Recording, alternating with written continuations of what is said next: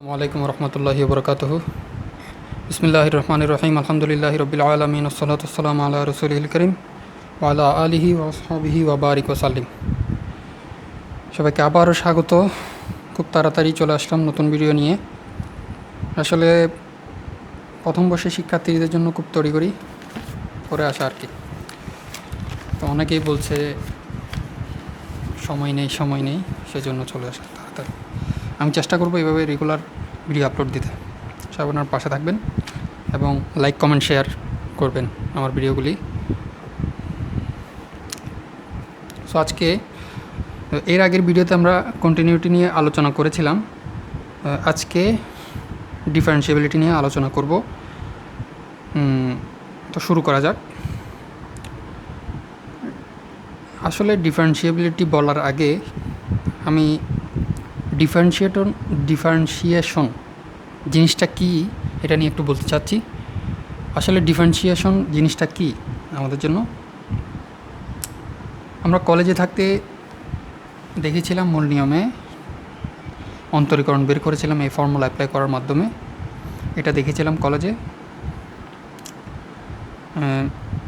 বিভিন্ন সময় এই ডিফারেন্সিয়েশনটাকে বিভিন্নভাবে উপস্থাপন করতে দেখেছি আমরা। যেমন ফিজিক্সে কখনো কখনো ব্যাক হিসেবে ডিফারেন্সিয়েশনকে উপস্থাপন করা হয়, কখনো ত্বরণ, কখনো স্লোপ বা ঢাল। বিভিন্নভাবে এই ডিফারেন্সিয়েশনটাকে উপস্থাপন করা হয়, শুধু ফিজিক্সে না কিংবা শুধু গণিতে না, আবার শুধু কেমিস্ট্রিতেও না, টোটালি সায়েন্সে ডিফারেন্সিয়েশনটাকে বিভিন্ন সাবজেক্টে বিভিন্নভাবে উপস্থাপন করা হয়। এখন আসলে আমাদের মনে একটা প্রশ্ন জাগতেই পারে যে আসলে ডিফারেন্সিয়েশন জিনিসটা কী। তাহলে আজকে আমি এই জিনিসটা বলবো, দেখাবো। এর আগেও আমি এরকম একটা আইডিয়া নিয়ে ভিডিও করেছিলাম, ওই ভিডিওটা সবাই দেখতে পারেন। ভিডিওটার শিরোনাম হচ্ছে আইডিয়া বিহাইন্ড ক্যালকুলাস। আজকে জিনিসটা আরেকটু রিপিট করব, ওই জিনিসটা আরেকটু ক্লিয়ার করে উপস্থাপন করার চেষ্টা করব।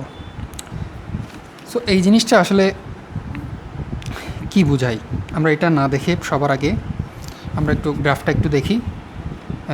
গ্রাফের মধ্যে আমরা দেখছি এটা একটা ফাংশন যেটার কার্ভটা হচ্ছে এরকম। যদি আমি এঁকে রেখেছিলাম আগে, সময় লস না হওয়ার জন্য, আঁকতে আঁকতে হয়তো অনেক সময় চলে যাবে, সেজন্য আমি এগুলো আগেই এঁকে রেখেছিলাম সময় বাঁচানোর জন্য। এটা হচ্ছে ফাংশনের গ্রাফটা হচ্ছে এরকম একটা ফাংশন। এটা হচ্ছে ফাংশনাল গ্রাফ। তো এখন এই ফাংশনের উপরে যে কোনো দুইটা পয়েন্ট, একটা হচ্ছে পি আর একটা হচ্ছে কিউ। হ্যাঁ, এই দুইটা পয়েন্ট, আমরা এই দুইটা পয়েন্টকে একটা রেখা দিয়ে যদি আমি সংযোগ করি, তাহলে যেই রেখাটা পাওয়া যায় সেটাকে বলা হয় ছেদরেখা। এই রেখা সম্পর্কে আমরা কি বলতে পারি? আমরা যদি পি কিউ এর অবস্থান জানি, অর্থাৎ পি কিউ এর স্থানাঙ্ক জানি, তাহলে পি কিউ মানে পি পয়েন্ট এবং কিউ পয়েন্টের স্থানাঙ্ক যদি আমরা জানি, তাহলে আমরা পি কিউ রেখার স্লোপ কী সেটা আমরা বলতে পারবো এই ফর্মুলা অ্যাপ্লাই করে। আমরা কলেজে দেখেছিলাম জিওমেট্রিতে y1 minus y2 x1 minus x2, এই ফর্মুলা দিয়ে আমরা অনেকগুলা ম্যাথও করেছি, এগুলো আমরা দেখে এসেছি। সো এখানে y1 বলতে f of x plus h y মানে y, আর y2 মানে f অফ x। তো এইভাবে করে আমরা স্লোপটা বের করতে পারি। তো এখন আমাদের প্রশ্ন হচ্ছে, আমি যদি একটা প্রশ্ন ছুড়ে দিই তোমাদেরকে, তাহলে কি হয় দেখি। যদি এই কিউ পয়েন্টটা পি এর কাছাকাছি আসে এই ফাংশনের পথ ধরে, অর্থাৎ এই ফাংশনের কার্ভের উপর, এই ফাংশনের রেখার উপর, গ্রাফের উপর যদি আমি রাস্তা কল্পনা করি, তাহলে এই পয়েন্টটা যদি পি এর খুব কাছাকাছি আসে তাহলে কি হবে? তাহলে আমি আরেকটা রেখা আঁকলাম, এই পিটা আরও কাছে আসলো, কিউটা আরও কাছে আসলো পি এর, কাছে বলতে এই এক্সের খুব কাছাকাছি চলে আসলো। তাহলে এইখানেও আমরা এই ফর্মুলা অ্যাপ্লাই করে এই ফর্মুলা অ্যাপ্লাই করে স্লোপটা বের করতে পারি পি কিউ। এবং এইভাবে যদি কিউ পয়েন্টে আসতেই থাকে এবং আস্তে আস্তে এমন একটা পয়েন্টে যায় যে কিউ পয়েন্টটা পি এর খুব কাছাকাছি চলে আসে, মানে এটাও বলা মুশকিল হয়ে যায় যখন পি কিউ দুইটার মধ্যে আর পার্থক্য থাকে না। এটা তো বলবো না, কারণ যাই হোক এটা অন্য বিষয়। হ্যাঁ, আমি এটা বলতে চাচ্ছি পি কিউটা যখন পি এর খুব কাছাকাছি চলে আসবে তখন জিনিসটা কী দাঁড়াবে, তখন পি কিউ এ মানে পি কিউকে আমি যদি সংযোগ করি তাহলে একটা স্পর্শ রেখার মতো রেখা পাওয়া যাবে এই এফ অফ এক্সের সাথে। এফ অফ এক্সের সাথে একটা স্পর্শ রেখা মানে স্পর্শ রেখা পাওয়া যাবে যদি কিউটা পি এর খুব কাছাকাছি চলে আসে। খুব কাছাকাছি বলতে অনেক অনেক অনেক কাছেই চলে আসে, রিয়েলি ক্লোজ বলা হয় এটাকে। তো এখানে হচ্ছে কতটুকু কাছে কতটুকু কাছে সেটা যদি আমি একটু বলি তাহলে কাছে এদের difference x plus h minus x, মানে পি কিউ এর দূরত্ব বা ডিফারেন্স খুব কম হবে। খুব কম বলতে এখানে এইচ আসবে, যেখানে এইচটা হবে শূন্যের কাছাকাছি, মানে এতটাই ছোট যে এইচের মান যে পি কিউ নির্ণয় করা আমাদের জন্য কঠিন হবে। কিন্তু আমরা যদিও বা কিউ এর অবস্থান বের করতে পারবো না, কিন্তু এখানে আইডিয়াটা খুব কাজে লাগবে।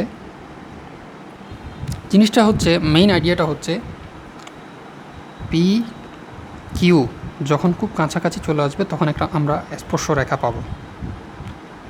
সো আমরা এতদিন যে জিওমেট্রি দেখে এসেছিলাম, ওই জিওমেট্রিতে যে কোনো একটা রেখার জন্য মিনিমাম একটা পয়েন্ট লাগে, মানে কয়েকটা শর্ত আছে। একটা রেখার ইকুয়েশন আমরা যদি বের করতে যাই তাহলে কয়েকটা শর্তের মধ্যে দুইটা পয়েন্ট লাগবে, কিংবা একটা পয়েন্ট আর একটা স্লোপ লাগবে, হয়তো আমরা যে কোনো রেখাকে ইকুয়েশন আকারে লিখতে পারবো না। তো ইকুয়েশন আকারে যে কোনো রেখাকে লেখার জন্য আমাদের দুইটা কন্ডিশন লাগতো। একটা হচ্ছে দুইটা পয়েন্ট লাগবে হয়তো, নয়তো একটা পয়েন্ট আর স্লোপ। এই দুইটা যে কোনো একটা কন্ডিশন যদি মানে তাহলে আমরা একটা রেখাকে ইকুয়েশন আকারে লিখতে পারবো। এখন কথা হচ্ছে একটা স্পর্শ রেখার জন্য, মানে একটা স্পর্শ রেখাকে আমি কিভাবে ইকুয়েশন আকারে লিখতে পারি। স্পর্শ রেখা কেমন হয় যদি আমি বলি এটা একটা কার্ভের এই পয়েন্টে স্পর্শ রেখাটা কেমন হবে, এই পয়েন্টে স্পর্শ রেখাটা এরকম হবে। আঁকার পরে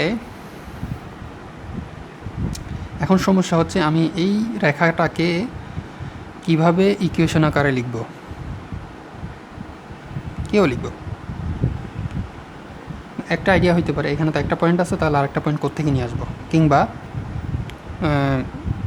একটা পয়েন্ট আছে স্লোপটা কীভাবে নিয়ে আসবো। তো এখানে আমাদের সমাধান দিতে পারে ক্যালকুলাসই আমাদের এই জায়গাতে সমাধান করে দিবে যে জিনিসটা কী আসে। তো আমি এখন যে জিনিসটা বলতে চাচ্ছি, যখন এইচ শূন্যের কাছাকাছি হয় তখন এই রেখাটা স্পর্শ রেখায় পরিণত হয়। কোন রেখাটা? পিকিউ রেখাটা স্পর্শ রেখায় পরিণত হয় ছেদ রেখার থেকে। তো যখনই স্পর্শ রেখায় পরিণত হবে তখন আমরা স্লোপটা কীভাবে বের করব, ঠিক একই ফর্মুলা, তবে এখানে একটা লিমিট ইউজ করতে হবে। অর্থাৎ এটা দ্বারা বোঝাই এইচটা খুব শূন্যের বা এইচটা খুবই ছোট একটি মান, শূন্যের কাছাকাছি, ওই পয়েন্ট আমরা স্লোপটা বের করব, এটাই বোঝাই। জানি না উপস্থাপনাটা কেমন হলো, এরপরও যদি কারো কোয়েশ্চেন থাকে আমাকে কমেন্টে বলবেন, নেক্সট টাইম চেষ্টা করা হবে। যদি কোনো সমস্যা থেকেই থাকে এরপরে ইনশাল্লাহ নেক্সট টাইম চেষ্টা করব। এখন আরেকটা কথা, এই গেলেও ডিফারেন্সিয়েশনটা মূলত আমাদেরকে স্পর্শরেখার এই স্লোপটা দেয়। ডিফারেন্সিয়েশন করার ফলে আমরা স্পর্শরেখার স্লোপটা বের করতে পারি বা স্পর্শরেখার স্লোপটা পাই। তো এখন কথা হচ্ছে ডিফারেন্সিয়েবিলিটি মানেটা কি, ডিফারেন্সিয়েবিলিটি জিনিসটা কি। একটা ফাংশন কোনো একটা পয়েন্টের ডিফারেন্সিয়েবিলিটি হওয়ার জন্য শর্তটা কী বা ডিফারেন্সিয়েবিলিটি জিনিসটা কী। আমি এখানে যে বললাম কিউটা পি এর খুব কাছাকাছি আসবে, মানে পি কিউ খুব কাছাকাছি দুইটা বিন্দু, যেটা আমরা মানে কল্পনাও করতে পারি না, জাস্ট লিখতে পারি এভাবে, সংজ্ঞায়িত করতে পারি। খুবই কাছাকাছি একটা পয়েন্ট কিউ পি এর। তাহলে আমি যদি এই ডান পাশে পি কিউ এর মানে পি কিউ দিয়ে যায় এমন একটা রেখার আঁকলাম, অর্থাৎ এটা স্পর্শরেখা, এটা স্পর্শরেখা। তো যেটা বলতে চাচ্ছিলাম সেটা হচ্ছে ডান দিক থেকে আঁকলে এই রেখাটা পাই, মানে ডান দিক দিয়ে যদি কিউটা পি এর কাছাকাছি আসে তাহলে এই রেখাটা পাই। তাহলে শুধুই কি ডান দিক থেকে আসলেই হবে, কিংবা বাম দিক থেকে আসলে হবে না, কিংবা অন্য ডিরেকশনে আসলে জিনিসটা কি। আমি যদি বললাম কিউটা এদিক থেকে কাছাকাছি না, আমি বললাম যে কিউটা এদিক থেকে খুব কাছাকাছি, মানে বাম দিক থেকেই কাছাকাছি, তাহলে কি হবে, এই রেখাটা কি চেঞ্জ হবে, এই রেখার স্লোপটা কি চেঞ্জ হবে? কোয়েশ্চেন। যদি চেঞ্জ না হয় তাহলে এই ফাংশনটা এফ অফ এক্সটা পি পয়েন্টে ডিফারেন্সিয়েবল। যদি এই কিউটা ডান পাশে থাকার ফলে যেই রেখার স্লোপ, মানে স্পর্শরেখার স্লোপটা যেই মান হোল্ড করে, কিউটা ডান পাশে থাকার ফলে স্পর্শরেখার স্লোপটা আমরা যা পাবো তা যদি বাম পাশে থাকার ফলে পাই, অর্থাৎ কিউটা যদি বাম পাশে থাকার ফলেও স্লোপটা যদি চেঞ্জ না হয়, তাহলে পি পয়েন্টে ফাংশনটা ডিফারেন্সিয়েবল। জিনিসটাকে আর একটু ক্লিয়ার করে লিখলে,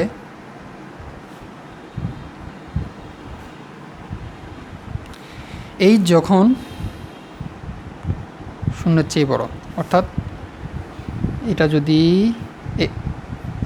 এক্স হয় তাহলে কিউটা হচ্ছে এইচ প্লাস এক্সটা যদি শূন্যের চেয়ে বড় হয় তাহলে এক্সের ডান পাশ দিয়ে যে কোনো মান হবে, ভ্যালু হবে, তাহলে এইচ গোজ টু 0+, অর্থাৎ এইচ শূন্যের চেয়ে বড়, মানে পজিটিভ যে কোনো একটা মান, খুব ছোট কিন্তু শূন্যের চেয়ে বড়, পজিটিভ যে কোনো একটা মান যদি হয়, এই ক্ষেত্রে স্লোপটা কী হবে, এই ক্ষেত্রে স্লোপটা হবে x plus h minus x, sorry F of x plus h minus x.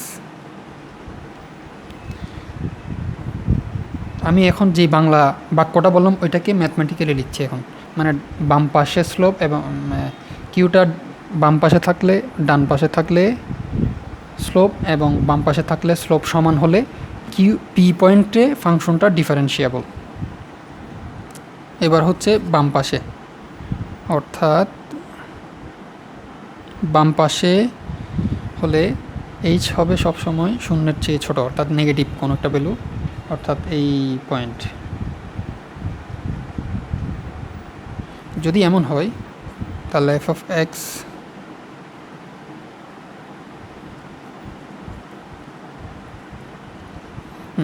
এই দুইটা লিমিট যদি সমান হয় তাহলে আমরা বলতে পারবো যে পি পয়েন্টে এফ অফ এক্স ফাংশনটি ডিফারেন্সিয়েবল। সো এই গেল মোটামুটি কনসেপ্ট। এখন আমরা এই ফর্মুলা বা ইকুয়ালিটি ইউজ করে কয়েকটা এক্সাম্পল করব। তো ততক্ষণ আমি একটা এক্সাম্পল নিয়ে আসলাম। এটা খুবই ইম্পর্টেন্ট একটা এক্সাম্পল, অনেকবার আছে পরীক্ষায়। তবে এখানে একটা সেগমেন্ট আমি বাদ দিব, কারণ ওই সেগমেন্টটা হচ্ছে কন্টিনিউটি রিলেটেড। হ্যাঁ, আমাদেরকে কোয়েশ্চেনে বলা হয়েছে এই ফাংশনটা, এটা হচ্ছে একটা পিস ওয়াইজ ফাংশন। হ্যাঁ, এই ফাংশনের এক্স ইকুয়াল 1 মানে হাফ, এই পয়েন্টে আমাদেরকে কন্টিনিউটি এবং ডিফারেন্সিয়েবিলিটি দুইটাই আলোচনা করতে বলা হয়েছে। তো আমরা যেহেতু এর আগে আমরা কন্টিনিউটি আলোচনা করেছিলাম, তাহলে আজকে আমরা কন্টিনিউটি দেখব না, এটা বাড়ির কাছে হিসেবে প্র্যাকটিস হিসেবে আমরা রেখে দিব, অডিয়েন্সদের জন্য রেখে দিব। এবং অডিয়েন্সদেরকে রিকোয়েস্ট করবো আমাকে বলতে যে এই পয়েন্টে কন্টিনিউয়াস কিনা। আমি এখন যেটা দেখাবো সেটা হচ্ছে ডিফারেন্সিয়েবল কিনা, এই পয়েন্টে ফাংশনটি ডিফারেন্সিয়েবল কিনা। সো আমাদের ফর্মুলাটা হচ্ছে, ডিফারেন্সিয়েবিলিটির ফর্মুলাটা হচ্ছে এই ফর্মুলা। আমরা প্রথমে for ডিফারেন্সিয়েবিলিটি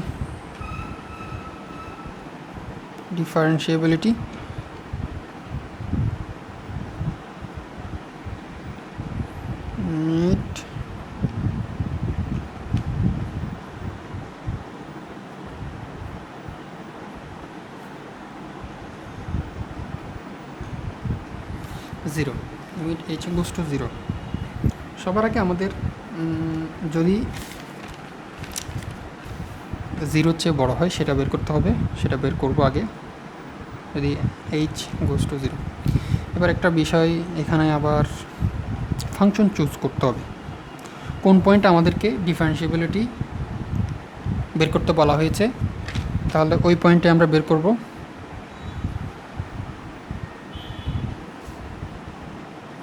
F of prime half হলো,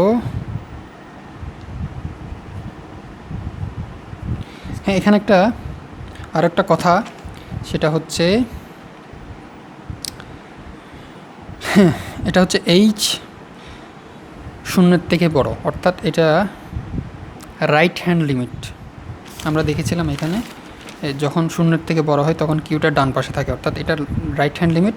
আর যখন শূন্যের থেকে ছোট হবে, নেগেটিভ হবে, তখন লেফট হ্যান্ড লিমিট। আর সো আমরা এটাকে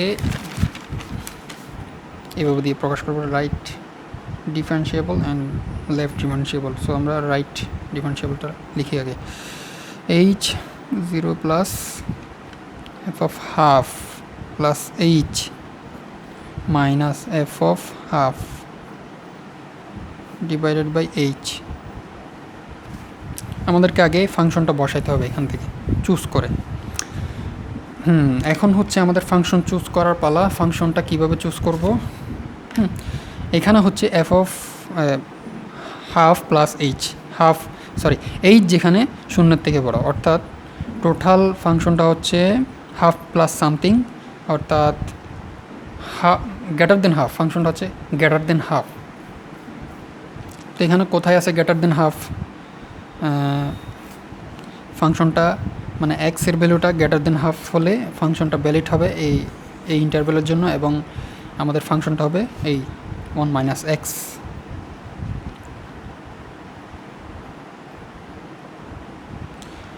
half 1 minus half plus H বসাবো এক্সের জায়গায়, হাফ প্লাস এইচ। এবার হচ্ছে এক্স যখন ইকুয়ালি হাফ, তখন কোন ফাংশনটা? এখানে হচ্ছে less than, strictly less than, এখানে কখনোই সমান হতে পারবে না, হাফের সমান হতে পারবে না। তো হাফের সমান হলে ভ্যালিড হবে না ফাংশনটা, এখানে সমান হতে পারবে। সো আমরা এখনও এই ফাংশনটা ইউজ করব। সো 1 মাইনাস হাফ ব্র্যাকেট দিতে হবে, কারণ এখানে মাইনাস সাইন আছে। H limit H 0 plus 1 minus half minus H minus 1 plus half. এই ওয়ান এই হাফ চলে যায়, তবে নিচে একটা এইচ আছে এখনও। এইচ চলে গেলে -1 হুইচ ইজ -1, অর্থাৎ রাইট হ্যান্ড মানে রাইট হ্যান্ড লিমিটটা পেলাম -1। এবার left hand limit, left hand derivative যেটাই বলি না কেন, এফ অফ হাফ প্রাইম দিয়ে মানে ডেরিভেটিভ বোঝাই। এখন হচ্ছে এইচ এইচ গোজ টু 0 অর্থাৎ এইচ যখন 0-এর চেয়ে ছোটো, নেগেটিভ কোনো নাম্বার, তাহলে f of x plus h minus f of x divided by h. এখন আবার এখানে যেহেতু হাফ, আমরা এখানে হাফ লিখব, হাফ লিখলাম। দুঃখিত, অনেকগুলো ভুল হয়ে যাচ্ছে, তার জন্য ক্ষমা চেয়ে নিচ্ছি। এখন আবার ফাংশন চুজ করার পালা। এবার হচ্ছে লিমিট এইচ 0 এখানে এইচটা হচ্ছে 0-এর চেয়ে ছোটো, নেগেটিভ কোনো নাম্বার, তাহলে এক্স হচ্ছে হাফ মাইনাস যে কোনো একটা নাম্বার, অথবা হাফ প্লাস নেগেটিভ এইচ, ধরতে গেলে হাফের চেয়ে কম। সো এখানে হাফের চেয়ে কম কোন ফাংশনটা আমাদেরকে চুজ করতে হবে, এটা হাফের চেয়ে বেশি, এটা হাফের চেয়ে কম আছে, তাহলে আমরা এখানে এক্সটা ইউজ করতে পারি। এক্স বলতে হাফ প্লাস এইচ, আমরা সরাসরি এই ভ্যালুটা বসাই দিছি, এক্সের পরিবর্তে সাবস্টিটিউট করলাম আর কি।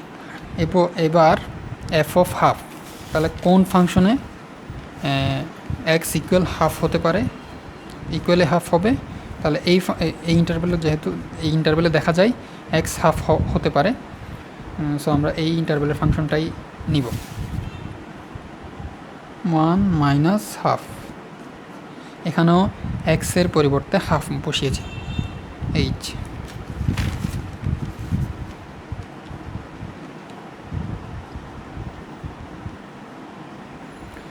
এবার অ্যালজেব্রা, -1 + হাফ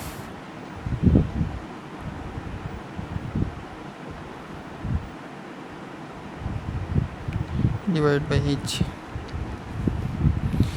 হ্যাঁ, যেটা হয় লিমিট এ হাফ মিলে হয় 1, পজিটিভ 1 আর নেগেটিভ 1 মিলে হয় 0, অর্থাৎ h by h which is 1। তাহলে আমাদের এখানে কী দাঁড়ালো, জিনিসটা দাঁড়ালো রাইট হ্যান্ড লিমিট হচ্ছে -1 এবং লেফট হ্যান্ড লিমিট, এটা কি লেফট হ্যান্ড লিমিট হচ্ছে 1। তার মানে right derivative is not equal left derivative. তাহলে এই ফাংশনটি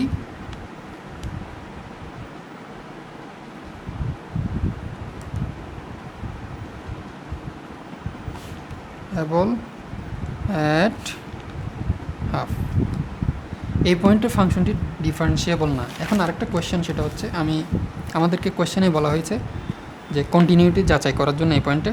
তাহলে এখন একটা কোয়েশ্চেন সেটা হচ্ছে এই ফাংশনটা কি এই পয়েন্টে কন্টিনিউয়াস,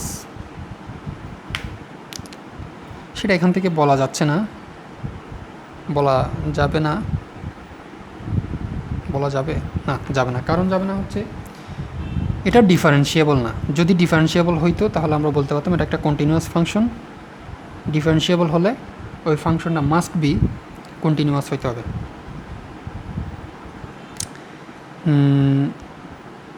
এটা কন্টিনিউয়াস কিনা সেটা আমাদের বোঝার জন্য কন্টিনিউটি নিয়ে মানে দেখতে হবে, কন্টিনিউটি যাচাই করতে হবে ম্যাথমেটিক্যালি। একটা ফাংশন যদি ডিফারেন্সিয়েবল হয় তাহলে সেটা কন্টিনিউয়াস, মাস্ট বি কন্টিনিউয়াস। আর যদি ফাংশন ডিফারেন্সিয়েবল না হয় তাহলে সেটা কন্টিনিউয়াস হইতেও পারে, নাও হইতে পারে। সো এখান থেকে কিছুই বলা যাচ্ছে না। তো এরপর আরেকটা এক্সাম্পল নিয়ে আসি। তো আরেকটা নিয়ে আসলাম এক্সাম্পল, এটাও খুব ইম্পর্টেন্ট একটা এক্সাম্পল, অনেকবার এসছে। তাহলে এখানে অবশ্য আরেকটা পয়েন্টের ডিফারেন্সিয়েবিলিটি আলোচনা করতে বলা হয়েছে, সেটা হচ্ছে 5/2। সো আমরা এখান থেকে একটা দেখাবো, বাকিটা প্র্যাকটিস করবো ইনশাআল্লাহ। আমরা এটা দেখাই, 0 পয়েন্টের ডিফারেন্সিয়েবিলিটি নিয়ে আলোচনা করি। তো আমাদের যেটা করতে হবে, সবার আগে রাইট হ্যান্ড ডেরিভেটিভ নিতে হবে 0, limit h goes to 0 plus f of 0 plus h minus f of what 0 by h। তাহলে এখানে আমাদেরকে ফাংশন চুজ করতে হবে যে এটা হচ্ছে h হচ্ছে এখানে পজিটিভ কোনো নাম্বার, তাহলে h 0 প্লাস h মানে হচ্ছে 0-র চেয়ে বড়। তাহলে এখানে এমন একটা ফাংশন আনতে হবে যেটা 0-র চেয়ে বড় ইন্টারভ্যালে ভ্যালিড। তাহলে এটা কোথায় থাকতে পারে? এটা লেস দেন 0, এখানে হয়তো হতে পারে গ্রেটার দেন 0। এখানে আবার ইকুয়াল আছে, তাহলে আমরা 0 পয়েন্টের জন্য ফাংশনটা নিতে পারি। তো এই ফাংশনটা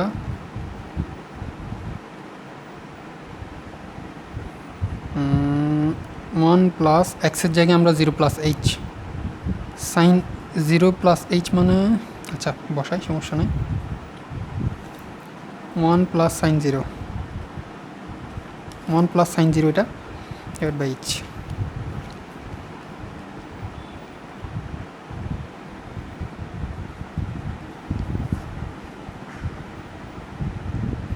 এখন হচ্ছে ক্যালকুলেশন করতে হবে, সময় বেশি নেই আর। সাইন এইচ আচ্ছা এখানে -1 + 1 জায়গা, এটা সাইন 0 মানে 0, অনলি থাকে সাইন এইচ, উপরে থাকে সাইন এইচ, নিচে থাকে এইচ। তাহলে আমরা ফর্মুলা জানি, সাইন এক্স বাই এক্স একটা ফর্মুলা আছে, ওইটা দিয়ে জানি এই লিমিটের মান 1, একটা ফর্মুলা আছে, লিমিটের একটা ফর্মুলা আছে, ওইটা দিয়ে জানি। মানে সাইন টিতা বাই টিতা হলে লিমিট এইচ বা টিতা গোস টু 0 লিখি, তারপরও